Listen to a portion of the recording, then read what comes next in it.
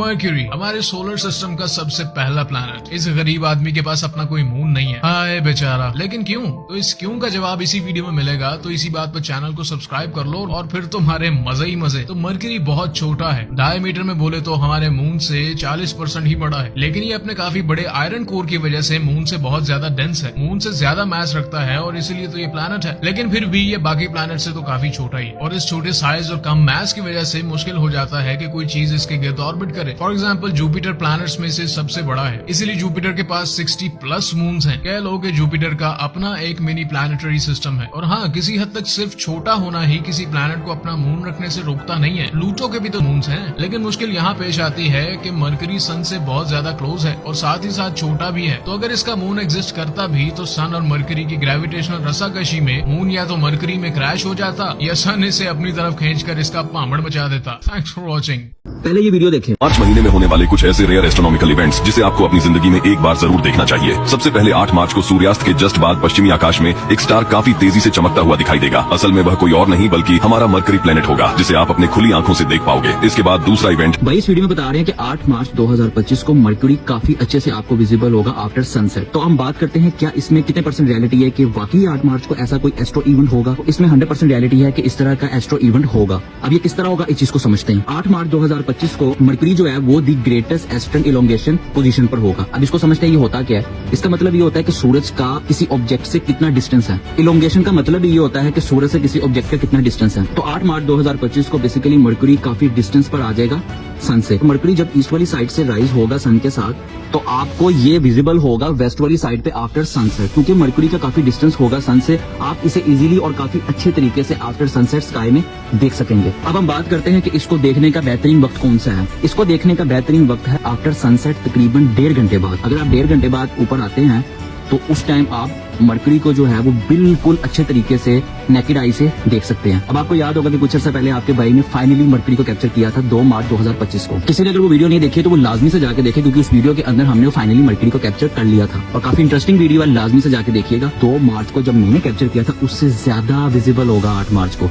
Like के 2 मार्च को जब मैंने कैप्चर किया था तब इतना डिस्टेंस नहीं होगा कि जितना अब 8 मार्च को आपको डिस्टेंस नजर आएगा मरकरी का सन से। और जब जितना ज्यादा डिस्टेंस होगा सन से उतना ज्यादा वो अच्छे तरीके से आपको नाइट स्काई में विजिबल होगा। और मेरी फैमिली मेंबर्स में से लाजमी वो लोग नीचे कमेंट्स कीजिएगा कमेंट सेक्शन में कि जिन्होंने 2 मार्च को वाकई जाकर ऊपर मरकरी को कैप्चर किया है। 8 मार्च 2025 को अगर आप कहेंगे तो अगेन आपका भाई ऊपर जाकर जो है वो मरकरी को कैप्चर करेगा। तो देन हम कंपैरिजन भी करेंगे इन दोनों वीडियोस का, जो मैं 8 मार्च 2025 को बनाऊंगा और जो ऑलरेडी मेरी 2 मार्च 2025 को बन चुकी है। हम इन दोनों का आपस में कंपैरिजन भी करेंगे कि मरकरी की ज्यादा बेहतर विजिबल कंडीशन 2 मार्च में थी या 8 मार्च में थी। एक और बात आपको बता दूं कि इस वीडियो में भाई ने बेसिकली 3 एस्ट्रो इवेंट के ऊपर बात की है और जिसमें से सिर्फ एक एस्ट्रो इवेंट के ऊपर आपके भाई ने बात की है। बाकी जो 2 एस्ट्रो इवेंट इंशाल्लाह ताला अगर आप कमेंट्स करेंगे तो मैं उन 2 एस्ट्रो इवेंट को भी कवर करूंगा। और वो 2 एस्ट्रो इवेंट कौन से, उनमें से एक है लूनर इक्लिप्स और दूसरा जो है वो मीटियोर शावर। तो उस लिहाज से ये बेसिकली 3 पार्ट में डिवाइड होगी वीडियो, जिसमें से एक पार्ट ये हमने भी बना लिया, बाकी 2 पार्ट है वो अगर आप चाहेंगे तो मैं अपकमिंग वीडियो में उसको कवर करूंगा। तो अगर आपको वीडियो अच्छी लगी तो वीडियो को लाइक करें, शेयर करें। नेक्स्ट वीडियो में न्यू टॉपिक के साथ मिलते हैं। अल्लाह हाफिज। आइए जानते हैं कि आप डिफरेंट प्लैनेट्स पर कितना ऊंचा जंप कर सकते हैं। ग्रेविटी एक ऐसी फोर्स है जिससे जमीन किसी भी जिस्म को अपनी तरफ खींचती है। डिफरेंट प्लैनेट्स की ग्रेविटी डिफरेंट होती है। मसलन इंसान पूरा जोर लगाकर जमीन से सिर्फ 1.5 फीट ऊंचा जंप कर सकता है। जमीन पर गुजरा एक दिन मरकरी पर गुजरे 176 डेज के बराबर होता है। फोबोस पर ग्रेविटी इतनी कम है कि अगर आप जंप लगाएं तो वापस आना मुश्किल है, लेकिन अगर आप सीरीज पर जंप लगाएं तो 52 फीट बुलंद जाएंगे। सैटर्न पर एक हैरान कर देने वाली बात यह है कि इसमें क्रायो वोल्केनोज होते हैं जो लावा की जगह बर्फ उगलते हैं। मैं हूं एजुकेशनिस्ट अली और आप देख रहे हैं बोलता ब्लॉग। ग्रेविटी एक ऐसी फोर्स है जिससे जमीन किसी भी जिस्म को अपनी तरफ खींचती है। डिफरेंट प्लैनेट्स की ग्रेविटी डिफरेंट होती है। मसलन इंसान पूरा जोर लगाकर जमीन से सिर्फ 1.5 फीट ऊंचा जंप कर सकता है। इतने ही जोर के साथ वीनस और सैटर्न पर कितना ऊंचा जंप लगा सकेगा। अगर पहले मरकरी की बात करें तो ये सूरज के नजदीक तरीन है, इसलिए इसकी ग्रेविटी जमीन के मुकाबले में हाफ से भी कम है और इस पर 4 फीट ऊंची छलांग लगाई जा सकती है। लेकिन आपको धूप और गर्मी बर्दाश्त करना पड़ेगी क्योंकि सूरज वाली साइड टेम्परेचर 800 डिग्री तक पहुंच जाता है। और दूसरा, आतिशफशां के किनारे पर लावा के पास खड़ा होना जिंदगी को मौका नहीं देगा। अचानक चलचलाती हुई हवा टेम्परेचर को डाउन कर देगी जो -280 डिग्री तक चला जाएगा। जमीन पर गुजरा एक दिन मरकरी पर गुजरे 176 डेज के बराबर है। वीनस और अर्थ का साइज तकरीबन एक जैसा है। इनफैक्ट वीनस थोड़ा सा छोटा है, इसलिए आप जंप लगाते हैं तो सिर्फ 1.7 फीट तक लगा सकते हैं। यहाँ क्लाउड्स सल्फ्यूरिक एसिड के बने होते हैं। जमीन के चांद की बात करें तो जमीन के लिहाज से 1/6 इसकी ग्रेविटी होती है, लिहाजा अगर आप इतने ही जोर के साथ जंप लगाते हैं तो तकरीबन 9 फीट बुलंद आप जा सकेंगे और कई सेकंड्स तक हवा में मुअल्लक रहेंगे। मार्स पर सेम फोर्स के साथ 4 फीट का जंप लगेगा। जमीन की निस्बत एटमॉस्फेयर की थिकनेस बहुत कम है। शाम के वक्त यहाँ ब्लू सनसेट होता है। यहाँ आपको सोलर सिस्टम का सबसे ऊंचा पहाड़ ओलंपस मोनस नजर आएगा जो 3 माउंट एवरेस्ट जितना ऊंचा है। मार्स के 2 मून में से एक मून फोबोस है। फोबोस पर ग्रेविटी इतनी कम है कि अगर आप जंप लगाएं तो वापस आना मुश्किल है।